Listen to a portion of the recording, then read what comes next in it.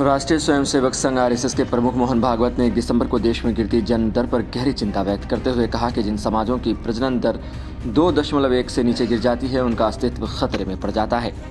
उन्होंने एक कार्यक्रम में कहा कि आधुनिक जनसंख्यिकी विज्ञान के अनुसार यदि किसी समाज की प्रजनन दर 2.1 से नीचे गिर गई है तो वह समाज समय के साथ धीरे धीरे गायब हो जाएगा, चाहे कोई भी संकट न हो। ये केवल वैज्ञानिक तथ्यों पर आधारित एक सच्चाई है और हमें इस पर गंभीरता से विचार करना चाहिए।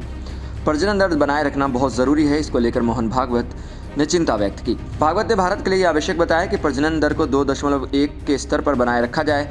उन्होंने कहा कि यदि हमें 2.1 की प्रजनन दर सुनिश्चित करनी है तो प्रत्येक परिवार में औसतन 2 से अधिक बच्चे होने चाहिए, आदर्श रूप से 3 बच्चे। यह न केवल सामाजिक अस्तित्व के लिए ज़रूरी है बल्कि यह वैज्ञानिक शोध और वैश्विक जनसांख्यिक ट्रेंड्स के अनुसार भी सही है।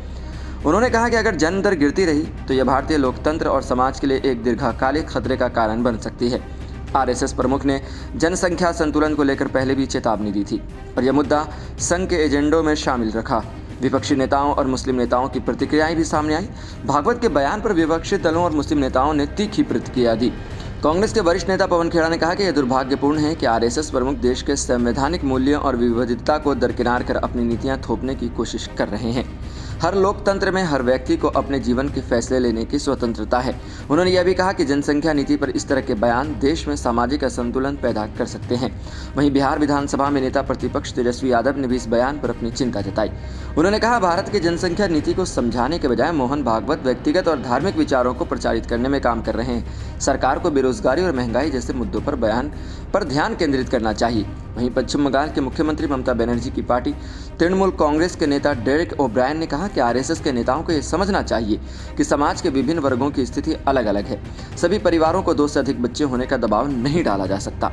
यह एक व्यक्तिगत और सामाजिक मुद्दा है, वहीं जिसे केवल परिवारों को तय करने का जिम्मा है और वही उन्हें ही तय करने देना चाहिए। वहीं आम आदमी पार्टी के नेता सौरभ भारद्वाज ने कहा कि भागवत का यह बयान धार्मिक और राजनीतिक एजेंडे को बढ़ावा देने का प्रयास है।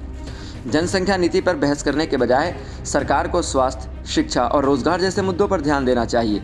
इस बीच मुस्लिम समुदाय के नेताओं ने भी इस बयान पर अपनी असहमति जताई।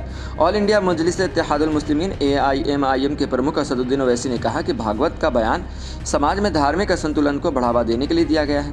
इस तरह के बयान समाज में दरार डाल सकते हैं और अल्पसंख्यक समुदायों को निशाना बना सकते हैं। जनसंख्या नीति कोई राजनीतिक मुद्दा नहीं है, यह हर व्यक्ति का व्यक्तिगत मामला है। उत्तर प्रदेश के मुस्लिम समाज के नेता और जदयू नेता शहनवाज आलम ने भी मोहन भागवत के बयान की आलोचना करते हुए कहा कि यह बयान समाज में भेदभाव को बढ़ावा देने वाला है। भारत की विविधता में विभिन्न समुदायों का महत्व है और कोई भी समाज या व्यक्ति अपनी प्रजनन दर के लिए दूसरों को जिम्मेदार नहीं ठहरा सकता।